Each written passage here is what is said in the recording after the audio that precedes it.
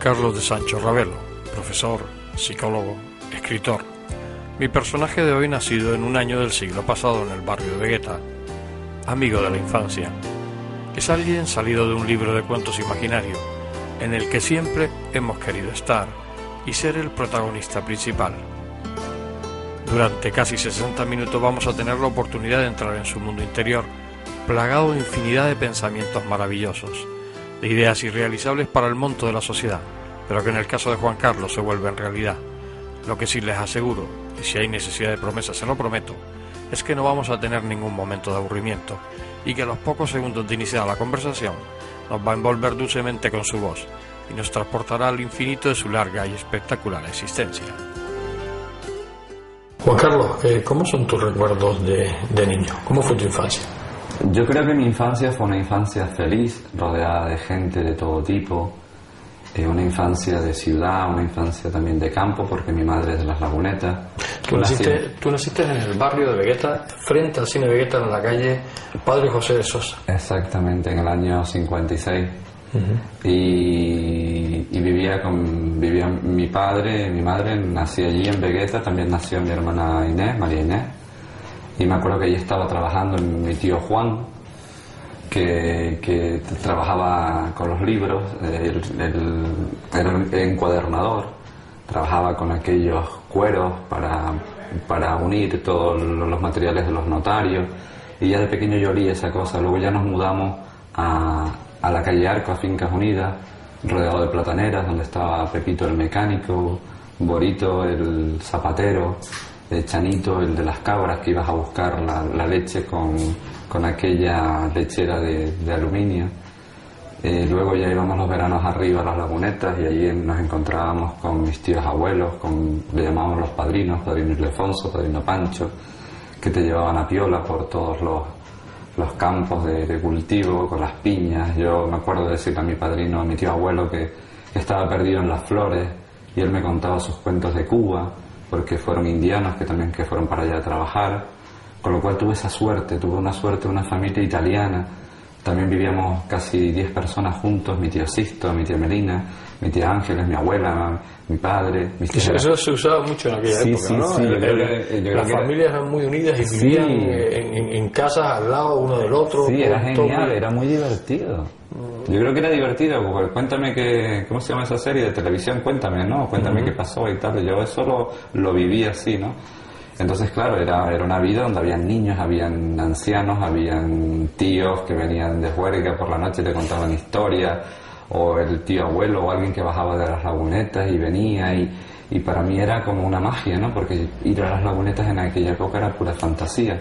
De hecho, yo hice el pregón de los indianos, de la fiesta de los indianos, y recordé todo aquello, ¿no? Toda aquella gente bondadosa del campo que yo conocí en aquella época.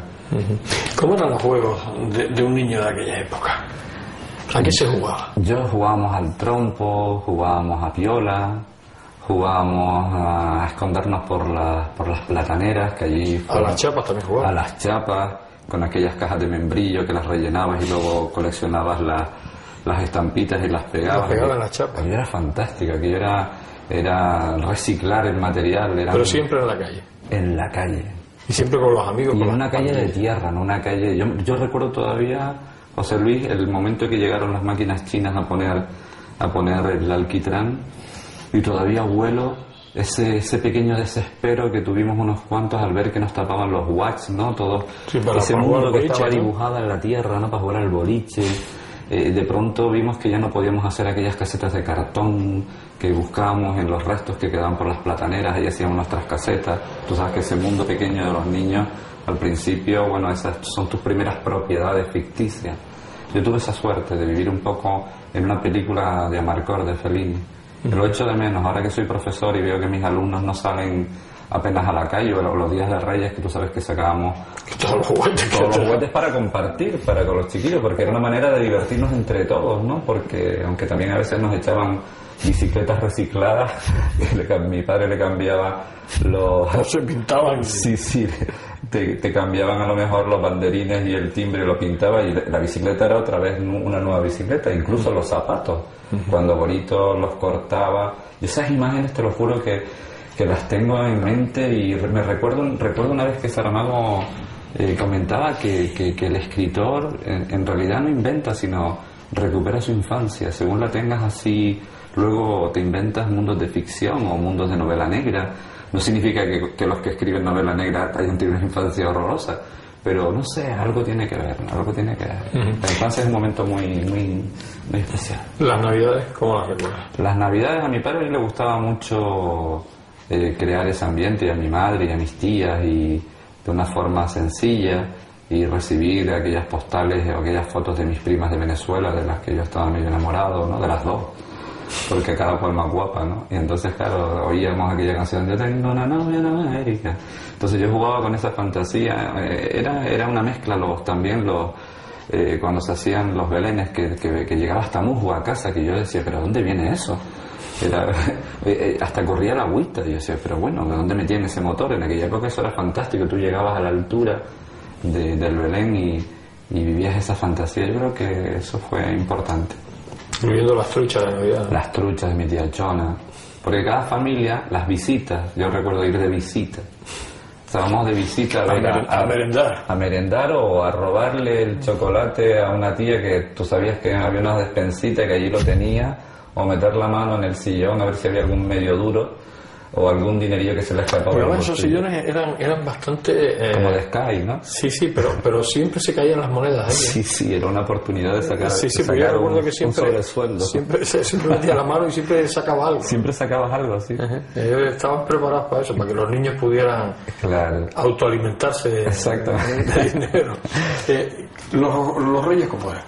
¿Cómo era aquel día de Reyes? El Día de Reyes era la oportunidad que tú tenías de ser actor, ¿no? Es decir, había una ceremonia de salir de atrás del proscenio y de repente mi padre y mi madre nos ponían en pijama, ya estabas nervioso 2 o 3 horas antes y de repente ¡fua! Entrabas en una habitación llena de sopladeras, que ahora se dice globos. A mí me gusta sopladeras, sí, de toda la vida, ¿sí? Y llena de sopladeras y tal. Curiosamente, que mi padre murió muy joven y a mí me tocó durante un tiempo llenar de sopladeras de nuevo hasta muchos años después la habitación, como recordando a mi padre a través de aquellos colores. A mi padre le gustaba mucho crear ese ambiente, ¿no?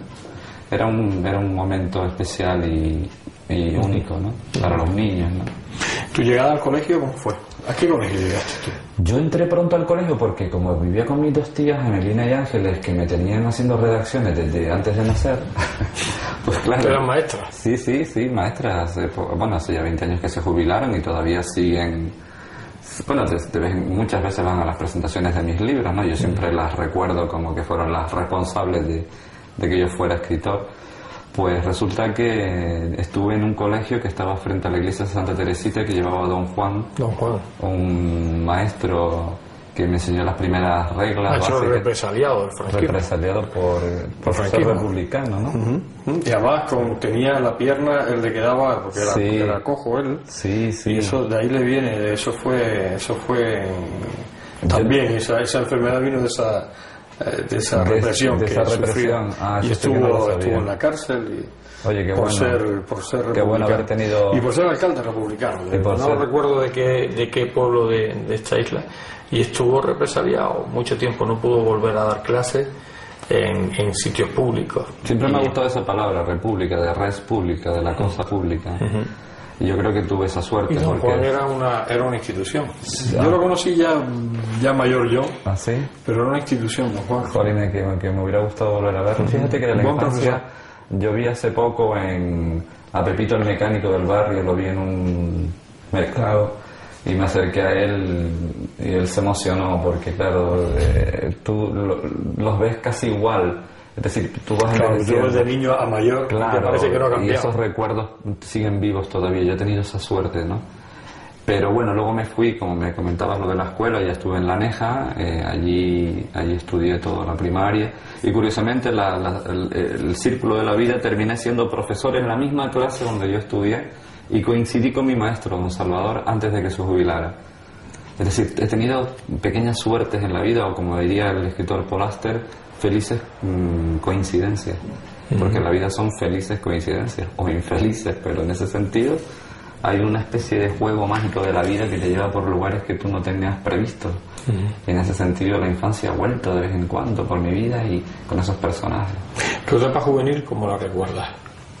Bueno, tú estás en tu etapa juvenil en la JASE, Sí. la Juventud de Acción Católica Española. Sí. Que a algunos le puede sonar fuerte, Sí. pero en aquella época que yo también pertenecía a esa JASE, Claro. era un poco la manera que teníamos de buscar algún tipo de independencia, ¿no? Dentro de lo que se vivía aquí. Había en aquella época una selección de algunos personajes de los institutos a través del cura que controlaba la situación. Claro, era un auténtico movimiento de captación.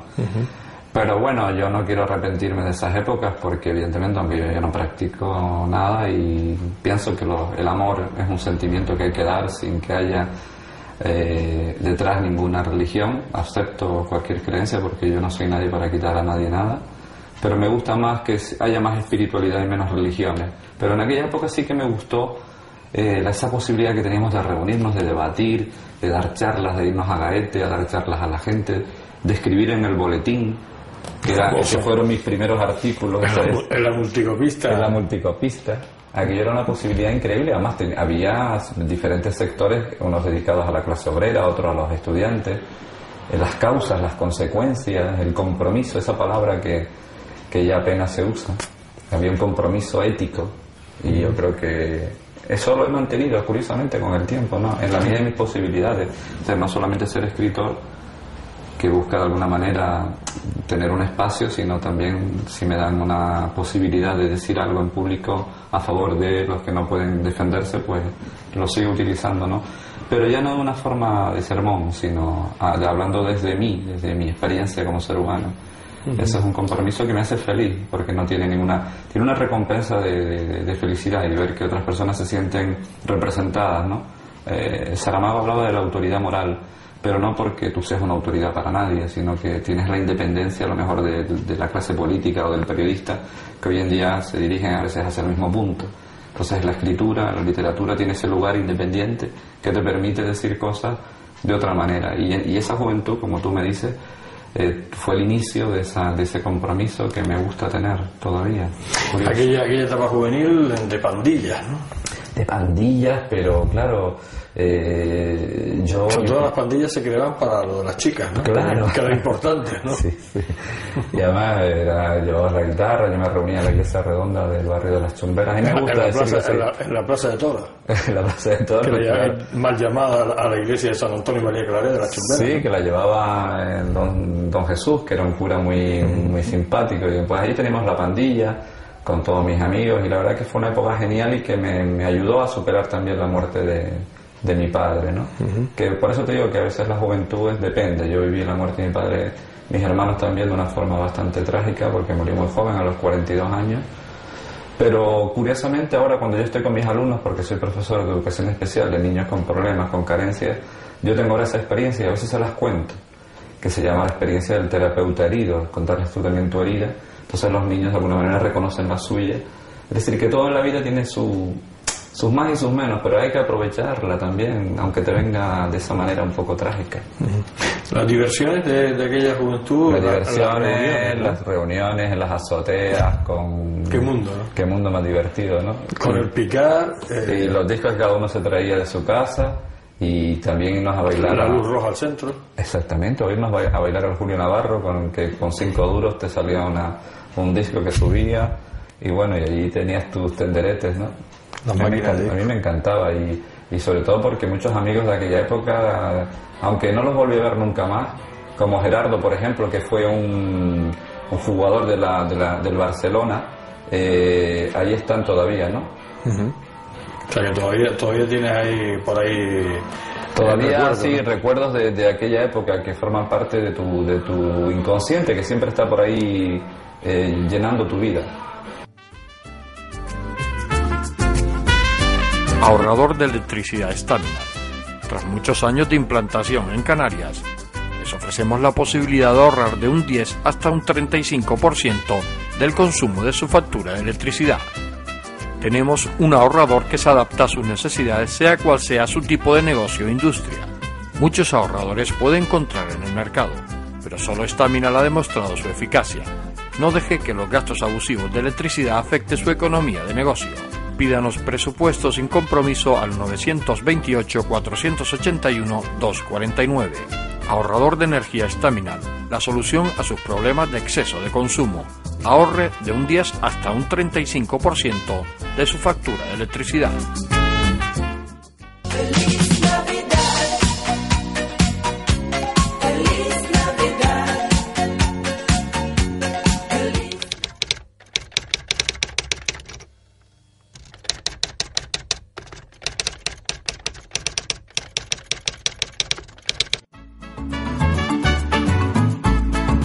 El ahorrador de electricidad Estaminal es el único aparato en el mercado que reduce el consumo de electricidad tras haberse instalado en miles de hogares en Canarias.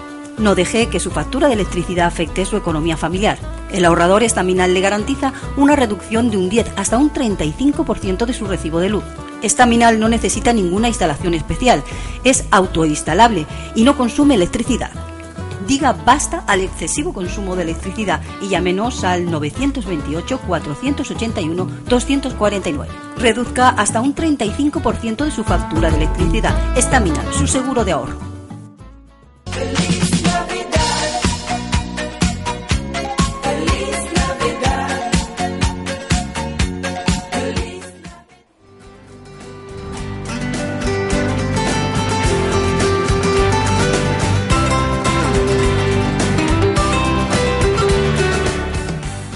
Ya han transcurrido unos minutos de conversación y como habrán podido comprobar, no exageré ningún ápice acerca de lo que nos íbamos a encontrar con Juan Carlos. Reconozco que a veces mis preguntas son solo un transporte eficaz para llevarnos en ese viaje relajante por los interiores de su conversación. El tiempo se para cuando habla. Parece que no transcurren segundos, minutos, horas. Y poco a poco nosotros nos vamos alimentando y creciendo con ese maná que nos acerca desde las alturas de su mente.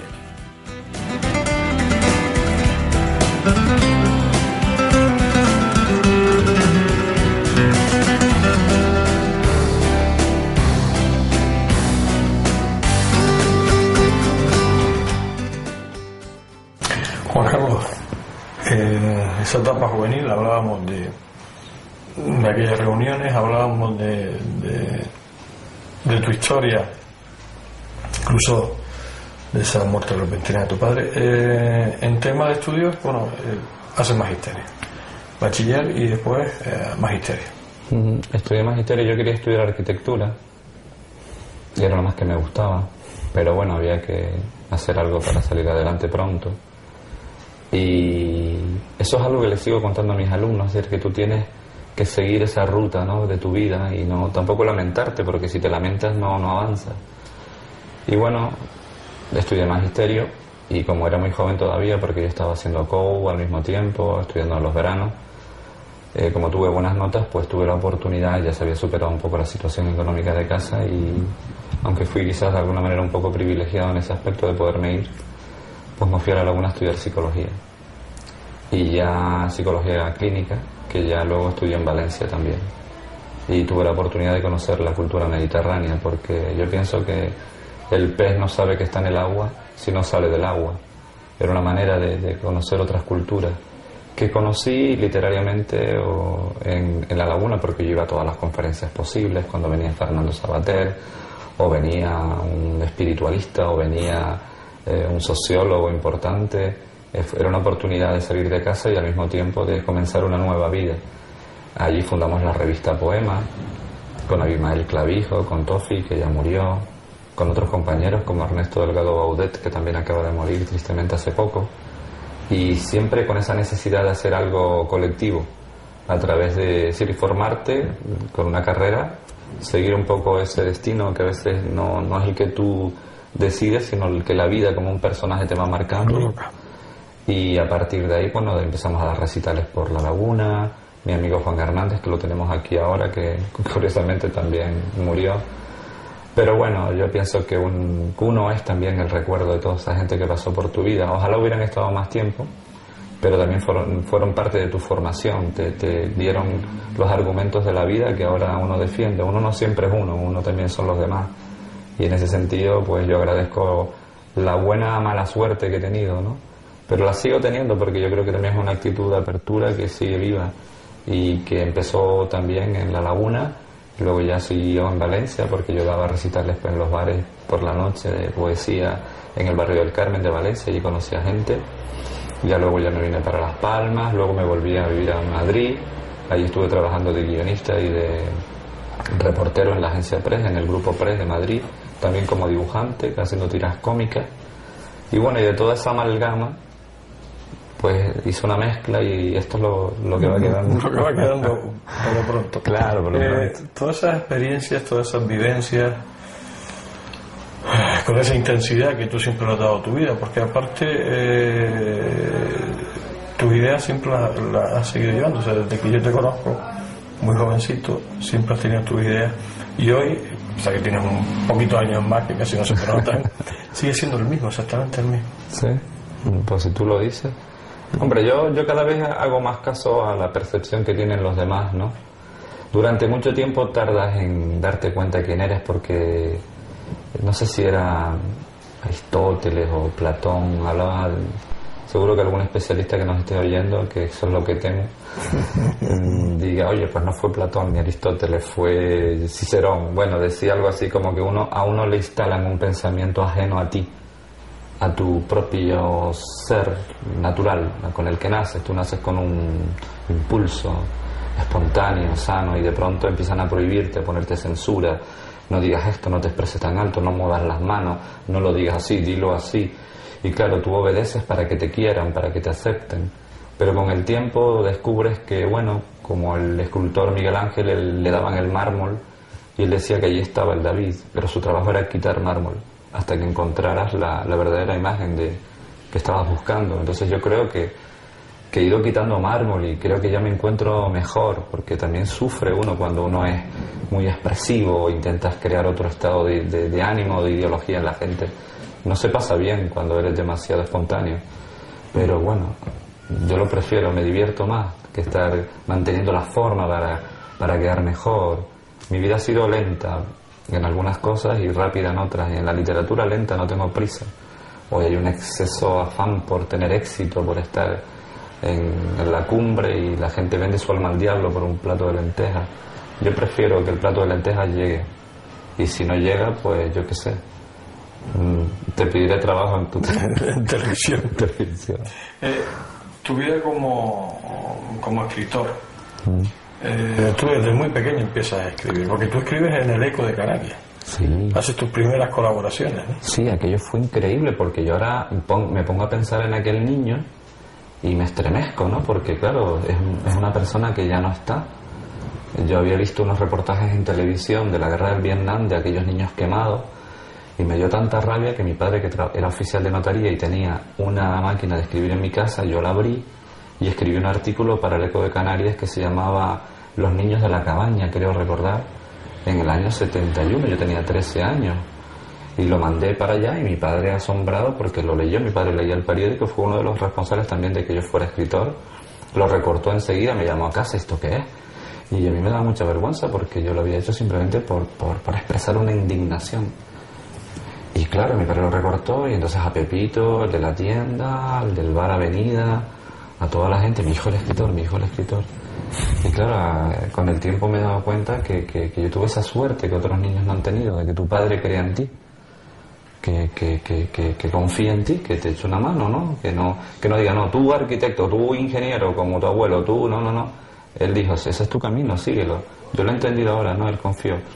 Por eso creo que los padres no deberían abusar de sus hijos y convertirlos en lo que no son. Si tu hijo quiere ser actor de cine, déjalo que sea actor de cine. El propio Cervantes lo decía, qué buenos son los entretenedores para la república de la vida. Que los que entretienen, eso es un trabajo muy importante y muy serio. O sea que yo creo que tuve esa suerte y nació de ahí, de ese apoyo, ¿no? Uh-huh. Tu carrera como escritor, eso suena rimbombante, pero... Mi carrera sí, es una carrera de obstáculos. De obstáculos, por eso te iba a decir, porque ser escritor en este país es complicado. Y sobre todo en Canarias, porque yo creo que esto es una tierra, como comentaba Francisco González Díaz en 1911, esto es una tierra fenicia, esto es una tierra comercial. En Galicia, en Cataluña, en Valencia, donde yo viví, los escritores, el día de Rosalía de Castro, Hay hasta corbatas con Rosalía de Castro, se hacen fiestas por Rosalía de Castro. El día de Benito Pérez Galdós, que nació aquí, sí, se hacen una serie de congresos, pero yo toda la calle Cano lo convertiría en tiendas de los libros de Benito, haríamos una fiesta en la calle delante de la estatua, en aquel parque fantástico, en homenaje a Benito. Es decir, habría que tener ese orgullo que aquí no se tiene, es como si no hayamos roto ese ancestro comercial fenicio que todavía tenemos. Entonces, toda la vida he intentado salir en los periódicos, la gente dice, es que sales mucho. Y yo, sí, es que yo quiero poner de moda, como diría Fernando Savater, yo me uso a mí mismo para poner de moda algo. Entonces, yo lo que he querido un poco es poner de moda la literatura con la revista Puente Palo, que la organizamos Rafael de Lisao, Tony Dumpierres, Yolanda de Sancho, Javier Sancho, mis hermanos que también me ayudaron, Juan Tramún, María Jesús Alvarado. En 1980 íbamos a montar una revista de literatura que solo se habla de vela latina y de fútbol. Rafa de Lisao, que también fue de las ASE, ¿no? Sí, sí. Y además tenía el hermano Sergio, ¿no? Sergio de Lisao y Rafa de Lisao. Sí, increíble, sí. Pues desde aquella época ya estábamos organizando algo para ir creando... Rafa era el mayor, Sergio era el pequeño, ¿no? Sergio era menor que él. Era sí. el pequeño, Rafa era el pequeño y Sergio el mayor, ¿no? No, Sergio era el segundo. De Segundo, todas maneras... Rafa el mayor, sí, que era... Sí. Aquí yo lo recuerdo bien, sí. Era un número, además me estaba acordando Increíble, del amigo ¿no? de Lisao. ¿Te das cuenta? Pues desde aquella época ya estábamos intentando organizar eso, luego ya creamos la editorial Puente Palo, íbamos en barcos a Tenerife a reunirnos con escritores, presentábamos, nos reuníamos en la casa de Pedro García Cabrera, veníamos para acá, íbamos a la radio, ir creando eso, y ahora, 30 años después, pues está Baile del Sol, está en Roar, está Puente Palo, que lo siguen llevando Juan y Susi, pero esa posibilidad de ir creando una base literaria aquí cuesta mucho, ¿eh? Cuesta mucho porque ni políticos ni a veces ni periodistas dan espacios a ese mundo, ¿no? Y si no se hace desde un punto de vista demasiado oficial, se editan libros pero luego no se distribuyen. Claro, ese es otro tema, ¿no? Ese es terrible, que ya no... ¿Para qué publicas si al final eso no llega a ningún lado, ¿no? Claro, y publicar... Por eso me imagino que esas publicaciones oficiales se mueren en determinados lugares almacenados. Claro, es que todo lo que se institucionaliza se va idiotizando, se idiotiza, como diría Alonso Quesada.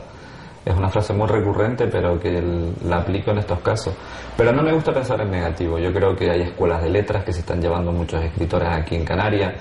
Se están creando, a lo mejor no escritores, pero sí una buena pandilla de lectores, que también es muy importante que hayan lectores talentosos, gente que desee buena literatura, que busque libros de literatura, en este caso en Canarias, en algún programa que he ido a donde tú trabajas, pues he hablado de eso, ¿no? Que se está expandiendo esa historia.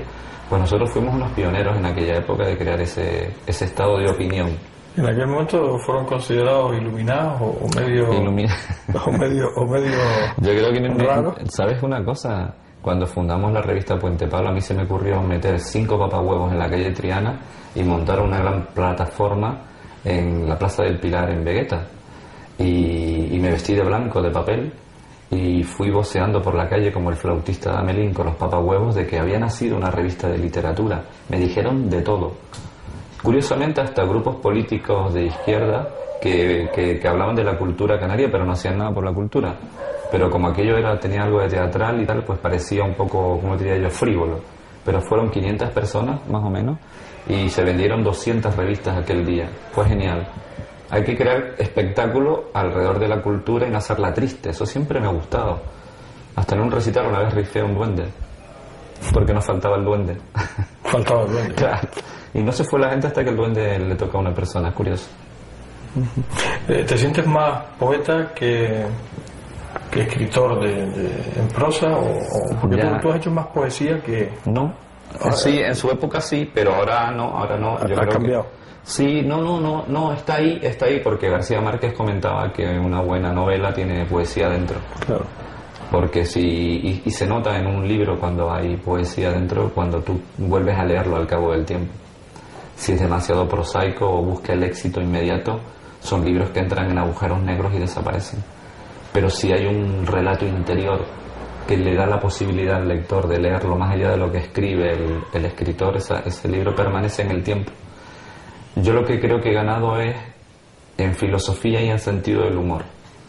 Bernard Shaw decía, y sé que digo muchas frases de otros, pero por respeto las digo. Pues mi amigo Rafael Lisao me dice, es que estás todo el día diciendo citas. Y yo, chacho, pero es normal. Es que mi pensamiento es la suma de otras cosas que he leído.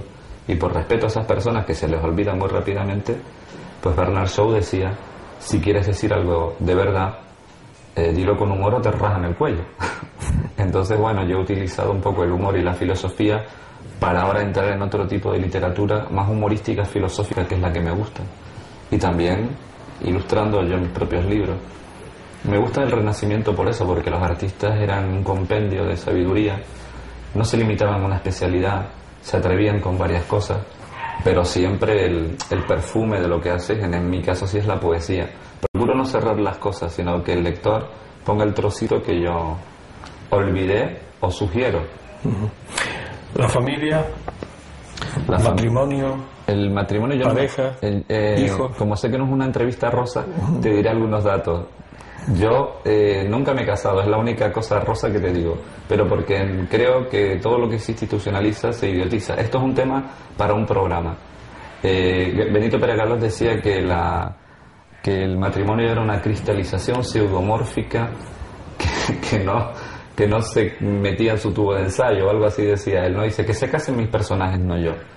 Yo creo que hoy en día hay mucha soledad y la gente intenta salvar su soledad a través de la pareja o a través de los hijos. Hay que tener mucho cuidado. Yo creo que el amor es una especie de abanico que puedes tenerlo cerrado o abierto. Cerrado es mi mujer, mis hijos, mi mujer. Cierras el ámbito del amor. En cambio, si lo abres, sigues con eso, pero un palito del abanico son tus amigos, ir solo a algún sitio, ir acompañado, irte de viaje, tener también tu mundo privado para que cuando vuelvas a encontrarte con tu pareja tengan algo que hablar, que compartir, sin perder tu identidad. Entonces, cuando veo yo que un hombre mata a una mujer, tengo la impresión de que eso es un niño que nunca creció, un niño que se casó con una madre, no con una compañera de vida. Entonces hay que indagar un poco en ese tema, porque al final ves tú esos juicios que más que matrimonio son luchas de patrimonio. No es matri, es patrimonio. Es decir, son capaces de matarse por una nevera, por un piso, por un piano. ¿Dónde está el amor? Oye, se acaba una historia y se transforma en otra, pues esa persona se puede convertir en tu amiga o en tu amigo. Pero nunca pasa. No pasa porque no hay educación sentimental de esos sentimientos. Le interesa el poder también de que todo esté así. Es como la bipolaridad en política. Es decir, no se cambia el sistema electoral. Está solo PP, PSOE, PP, PSOE. Si se abre el sistema electoral a otro tipo de estadística, entrarían un tercero, un cuarto partido y sería todo mucho mejor para la democracia. No estoy hablando de poligamia, ¿eh? Que no es lo mismo. Pero sí que si vas a ver a un amigo o a una amiga, no te acusen de nada, sino que hay un nuevo sentimiento más abierto y habría menos. Es como la legalización o no de la droga. Está el tabaco legalizado, ¿por qué no se legaliza la droga blanda? Porque tampoco interesa, ¿no? Entonces la gente se sigue matando. Entonces hay que legalizar otro tipo de valores que nos den opción a no sentirnos culpables porque una historia fracasa. Puedes estar 15 años, 20 años con una persona, pero a lo largo de esa relación se afianza el sentimiento o se diluye. Y tú tienes derecho a separarte, pero sin que sea una agresión, sino es algo natural. Y eso hay que enseñarlo en las escuelas a los niños. No pasa nada si te quedas soltero, no pasa nada. Si no te casas, no pasa nada. Tú tienes que encontrar tu camino. Como si te quieres ir al Kilimanjaro a salvar una planta única en el mundo. Tienes derecho a perderte en las montañas, tú solo. Ahorrador de electricidad Staminar. Tras muchos años de implantación en Canarias, les ofrecemos la posibilidad de ahorrar de un 10 hasta un 35% del consumo de su factura de electricidad. Tenemos un ahorrador que se adapta a sus necesidades, sea cual sea su tipo de negocio o industria. Muchos ahorradores puede encontrar en el mercado, pero solo Staminar ha demostrado su eficacia. No deje que los gastos abusivos de electricidad afecte su economía de negocio. Pídanos presupuesto sin compromiso al 921-481-249. Ahorrador de energía Staminar, la solución a sus problemas de exceso de consumo. Ahorre de un 10 hasta un 35% de su factura de electricidad.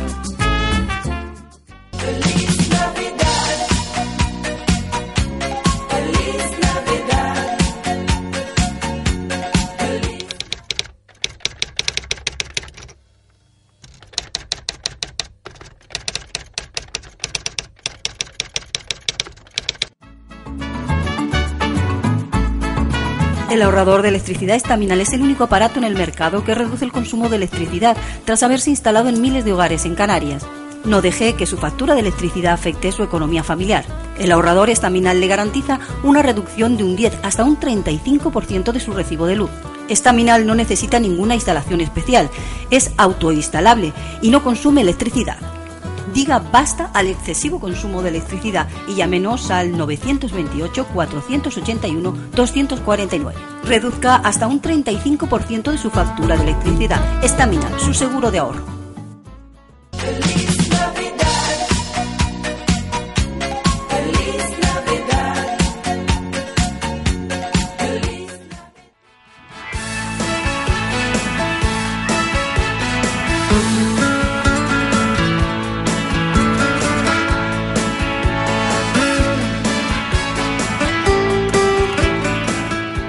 Su existencia, que en ningún momento se puede calificar de rutinaria e insulsa, ha encontrado la intensidad que le ha permitido en todo momento realizar todos los proyectos, incluso los más descabellados ante los ojos de la sociedad convencional que se ha propuesto.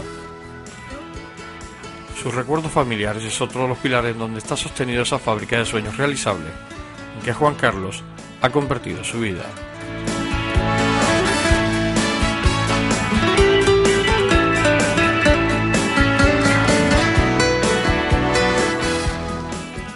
Pero vamos a seguir escuchándolo. Nos quedan muchas cosas que oír de su especial mundo.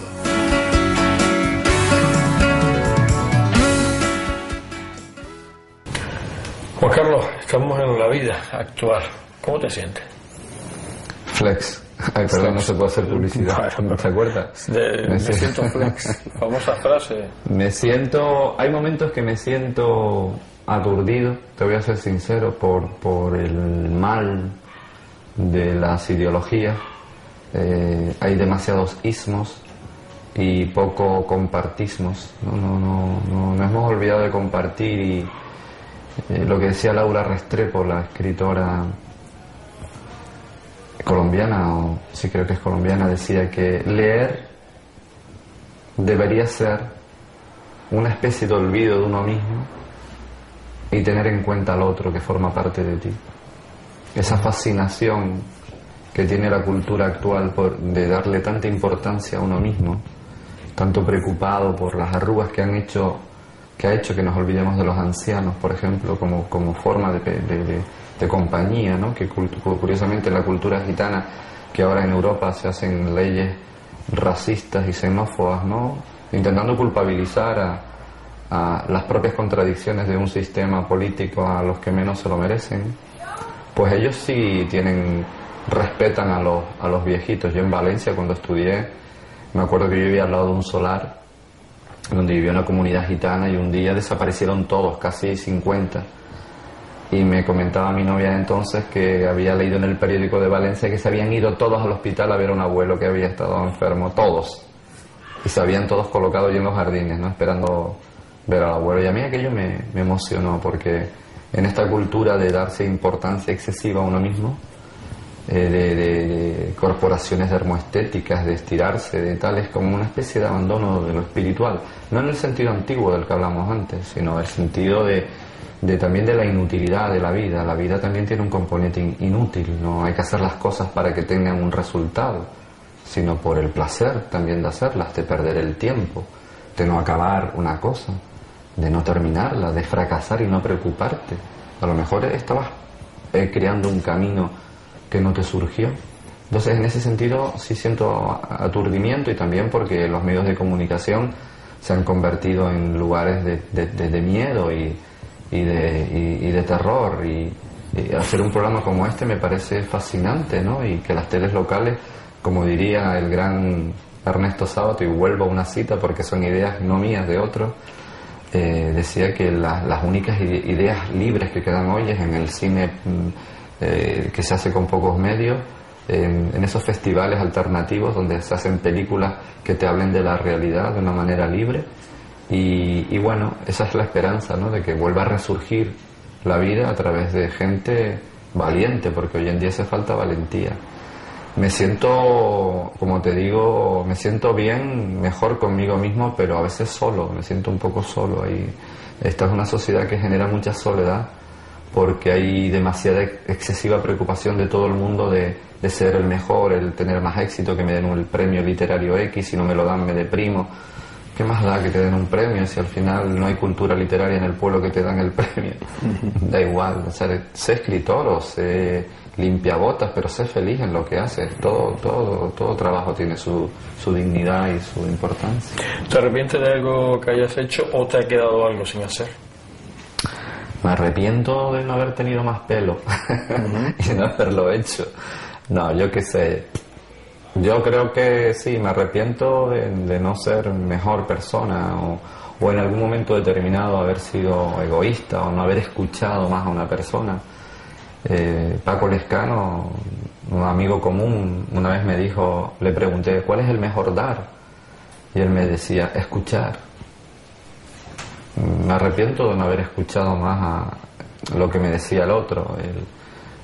Demasiado preocupado yo en mi momento, por ejemplo, cuando llevé Puente Palo, yo no hacía más que hablar de literatura a todo el mundo, intentando poner de moda la literatura, y a lo mejor el otro decía, oye, mira, es que me duele aquí, y yo, mira, es que lee este poema, y mira, es que me duele aquí.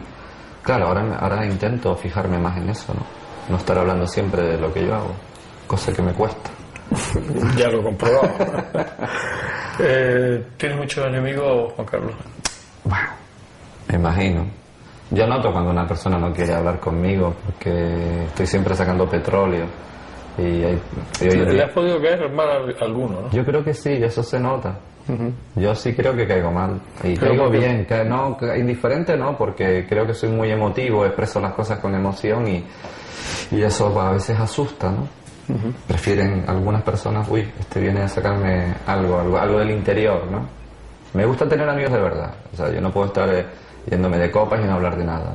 Me gusta hablar también de boberías, de lo que haga falta, de furbo, si hace falta hablar de furbo. El furbo que es importante. El furbo es algo básico en la conciencia humana. La conciencia humana. Pero no, enemigos, mira, es peor sentirse envidiado que ser envidioso. Me envidian, ¿sabes qué me envidian? Es como darte excesiva importancia. ¿Amigos? Sí.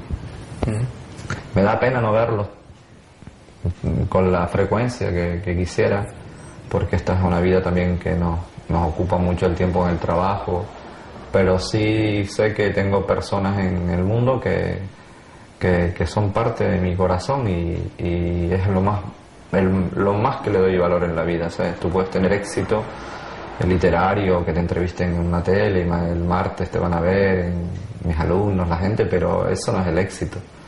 Esto es una oportunidad que tú me das de yo expresar mis ideas a más gente, pero el éxito es tener amigos, gente que te quiera. Hay gente que tiene mucho, pero no tiene nadie a quien contárselo o compartir.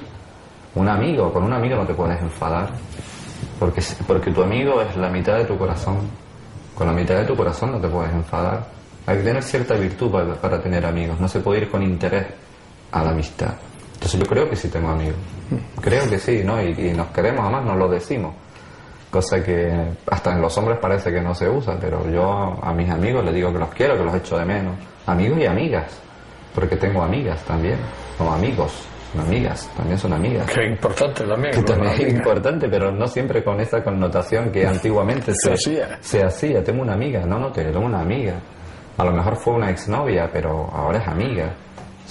Oye, no funcionó una cosa, pero éramos amigos antes de. ¿Por qué no podemos seguir siendo amigos después de? Fracasó algo, pero puede reflotar la amistad. ¿Tú puedes ver la amistad con un político? La amistad con un político es muy difícil. De hecho, me han querido meter en grupos políticos. Yo sí me defino de izquierdas y me han intentado meter por mi labia y por mis cosas y mis proyectos, pero no prefiero mantener mi idea. Tienes muchos escrúpulos, ¿no? Para ser político.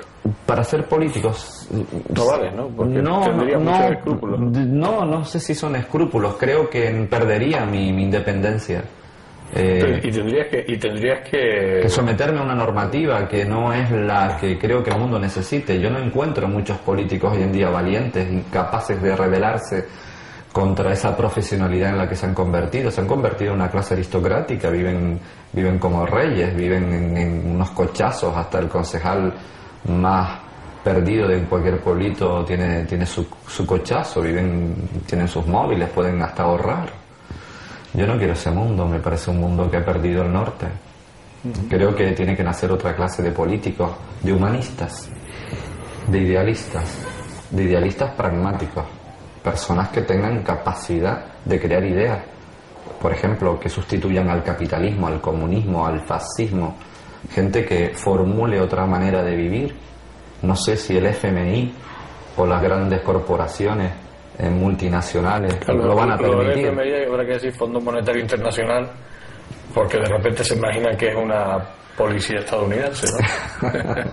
Claro, como ese señor ahora que iba a quemar los Coranes, puede ser un invento de los servicios de inteligencia para ir creando, es decir, que esas cosas hayan manipulado la opinión pública me parece alucinante. Hemos convertido esto en una política de casino. Juan Carlos, vamos llegando al principio del final. Al principio del final, con mucho pesar. ¿Cómo te gustaría que fueras recordado? No lo sé, a lo mejor poner un vídeo en la tumba y que la gente apriete play y que salga esta entrevista, si no tendría, y que el que tenga alguna duda que te viera o que me vieran las fotos, que cada uno como le dé la gana, porque siempre hay malentendidos. Yo creo que como una persona que intentó quitarse mármol y compartir la vida, Ricardo Lezcano con 90 y pico años me lo decía hace poco, vivir es compartir.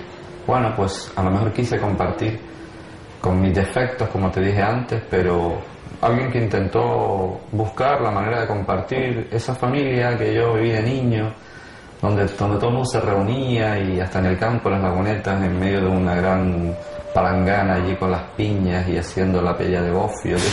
Esa historia me gustó de pequeño y eso es algo que está ahí, que se me pegó como un pulpo, ¿no? Alguien que intentó compartir lo que sabía. No sé. Una buena persona. No lo sé si lo he sido o lo intento. Yo creo que ser bueno no es fácil porque todos tenemos una rabia dentro, un rencor, pero el rencor es un sentimiento inútil, no tiene salida, te carcome por dentro. Pero sí es bueno ser bueno, pero es difícil porque todos tenemos a veces un afán de venganza o de no olvidar, que es el peor daño que te puedes hacer.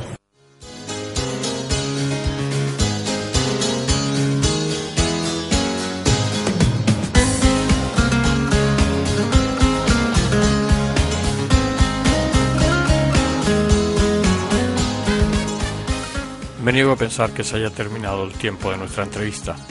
Estoy seguro que se nos quedan tantas cosas que nos debe transmitir Juan Carlos, que casi me veo obligado a realizar una segunda parte. Desde que lo conozco siempre ha sido el mismo idealista que se ha mantenido imperturbable ante los avatares y presiones de la sociedad emergente ávida de consumo, que la edad física no solo no ha sido un impedimento en la transformación y aplicación de ellas, sino que ha servido a través de la experiencia que suministran los años para modelar y perfeccionar su aplicación práctica en esta sociedad.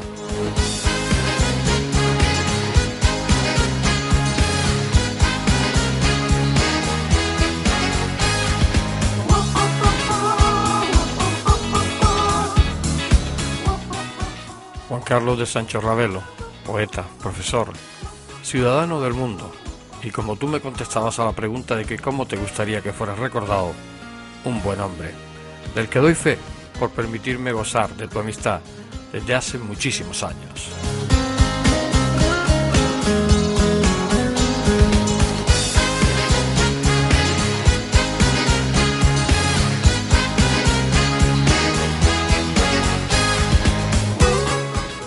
Se me acaba el tiempo, llega el momento de la despedida. Aunque sonriente, me apena dejarte. Pero no te preocupes, que volveremos a vernos delante de una cámara, te lo prometo.